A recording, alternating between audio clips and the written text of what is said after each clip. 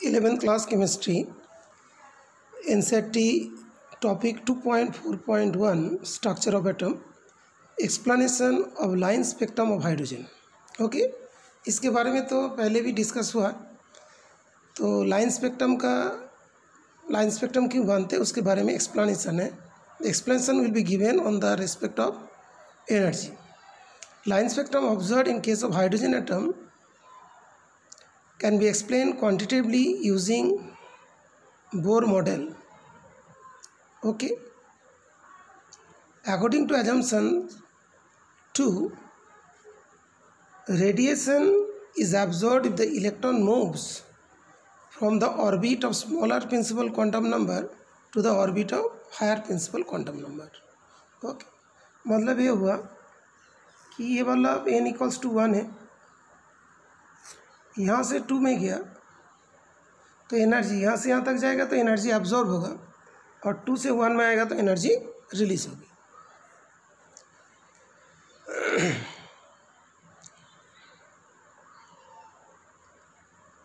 तो radiation is absorbed if the electron moves from orbit of smaller principal quantum number to the orbit of higher principal quantum number, whereas the radiation is emitted if the electron moves from higher orbit to lower orbit। The energy gap between the two orbits is given by equation जैसे delta equal to E final minus E initial. तो दो equation को हम लोग पहले equations पढ़े बेटा, जैसे डेल्टा ई था रेडबर्ग कांस्टेंट अपॉन एन का square. Okay, negative of Rydberg constant upon N का स्क्वायर, तो minus R H upon N F का square minus of R H upon N I का स्क्वायर।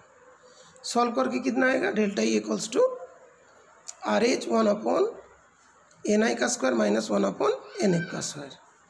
तो ये जब होगा 2.18 into 10⁻18। Okay, 1 upon N I का square minus 1 upon N F का square, initial final. Okay, initial final. तो अभी जब उसने हायर से लोअर के तरफ आएगा तो एनर्जी लॉस करेंगे, लॉस मतलब नेगेटिव, और गेन करेंगे मतलब पॉजिटिव। ओके, तो इसके frequency associated with the absorption and emission of photon can be evaluated by the equation. तो ई इक्वल्स टू क्या होता है, H nu. E equals to H nu होती है, nu that is the frequency. तो nu equal to what, delta E upon H, R H upon H 1 upon N I का square minus 1 upon N F का square. Okay, तो अभी values put होगा H का values, तो आ जाएगा 3.29 इंटू 10⁻15 1 अपॉन एन आई का square minus 1 upon N F का स्क्वायर हर्ट्ज। तो बहुत बढ़िया रहा कि ये वाला जो है फ्रीक्वेंसी का बात है। फ्रीक्वेंसी के लिए 3.29 इंटू 10⁻15, ध्यान रखना 3.3 याद रख देना। एनर्जी वाला कॉन्सेप्ट में क्या था 2.18, और इसका कितना है 3.3, ध्यान रख दो। और वेव नंबर जो है वो पहले ही पढ़े हो, वेव नंबर मतलब क्या, that is lambda equals to क्या होता है, सी अपॉन फ्रीक्वेंसी। जैसे हम लोग का बोला जाता है कि time equals to time period, time equal to distance upon speed होता है। तो लैम्डा अपॉन वेलोसिटी हुआ, तो लैम्डा इक्वल्स जो 1 upon F equals to lambda upon C. Okay, lambda upon C होगा। तो lambda equals to what, lambda equals to हो जाएंगे, लैम्डा इक्वल्स टू हो जाएगा तुम्हारा C upon frequency. Okay, C upon frequency. तो न्यू बार इक्वल्स टू क्या होता है, 1 अपॉन लैम्डा होता है। तो लैम्डा इक्वल्स टू क्या होता है, frequency upon speed of light. ठीक है बेटा,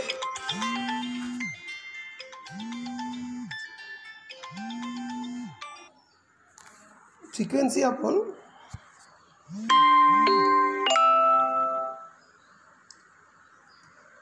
वेलोसिटी होगी।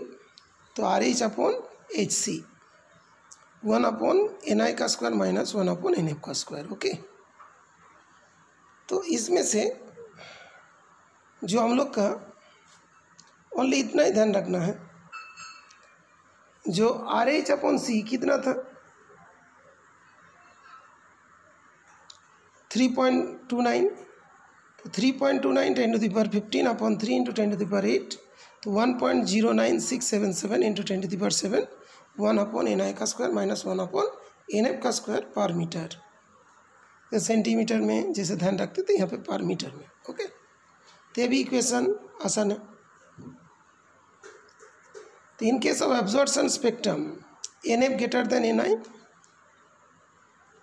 absorption spectrum, in case of absorption spectrum NF greater than NI। Okay, final जो होगा, फाइनल का जो n वैल्यूज होगी वो इनिशियल से ग्रेटर होगा। ओके,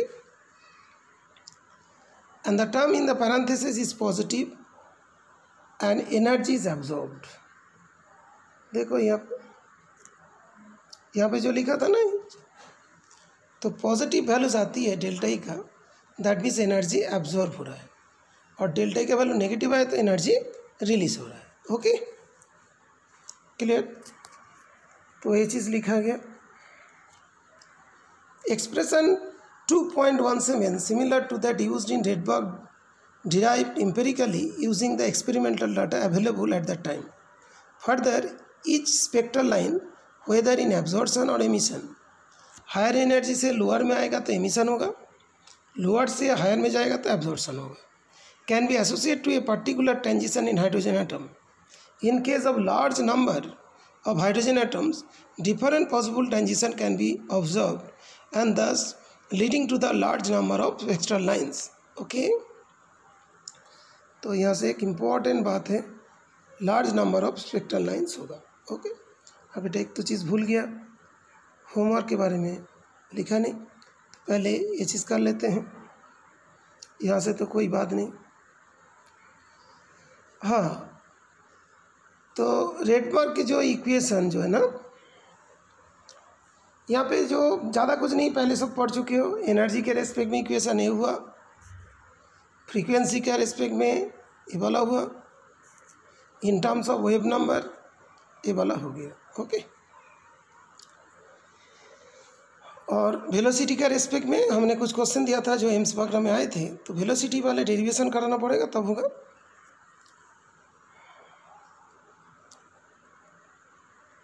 तो यहाँ से एक होमवर्क आ सकते हैं बेटा, होमवर्क के बाद homework 1, in case a large number of hydrogen atoms different possible transition can be observed and thus leading to a large number of spectral lines. The brightness और intensity of spectral lines depend upon the number of photons of same wavelength और frequency absorbed और emitted।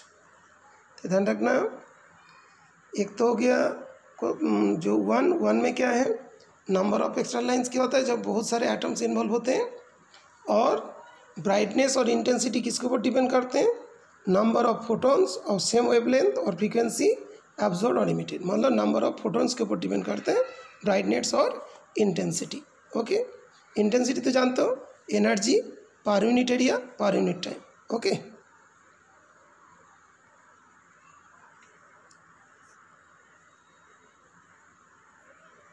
इसके बाद देखो दो numerical है।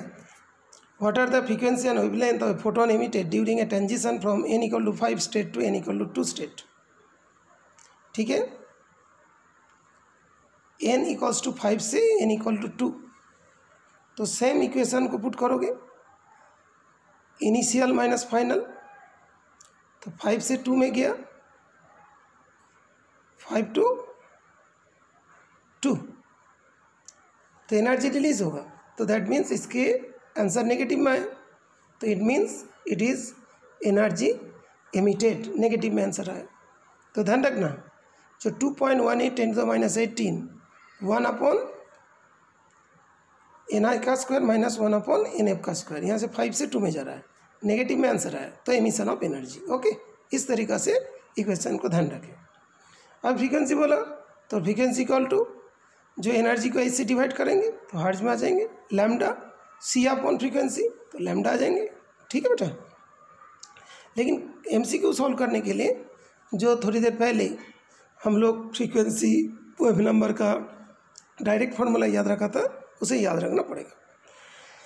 Calculate the energy associated with the first orbit of helium 2+ जो problem 2.11 में। What is the radius of this orbit.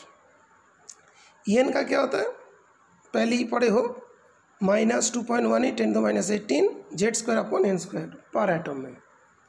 तो हीलियम का उसमें तो n=1 बोल रहे हैं और Z का वैल्यू 2 है, पुट कर दोगे तो -8.72 × 10⁻18 joule. Radius of this orbit is given by वो तो 0.059 n² अपॉन Z वो नैनोमीटर में आ जाएगा। ओके तो तुम लोग को पहले पिकोमीटर में बताया था लेकिन ये नैनोमीटर में यहाँ पे यूज़ किया गया है। तो इतना दैट इज़ नैनोमीटर 0.02645। जो पहले इक्वेशन था 52.9 दैट वाज इन पिकोमीटर और ये वाला क्या है नैनोमीटर। ओके पिकोमीटर कितना होता है 10⁻। पिकोमीटर का जो रेंज होता है पिकोमीटर दैट इज़ 10⁻⁻12 और नैनोमीटर तो जानते हो 10⁻⁻9। ओके ये वाला हो गया। इसके रिस्पेक्ट में काफ़ी क्वेश्चन है, दो चीज़ ओनली यहाँ पे ध्यान रखना है। ठीक है बेटा। ओके तो ये दोनों को ये मतलब इसी के बारे में पढ़ के दोनों का आंसर्स कर देना बेटा।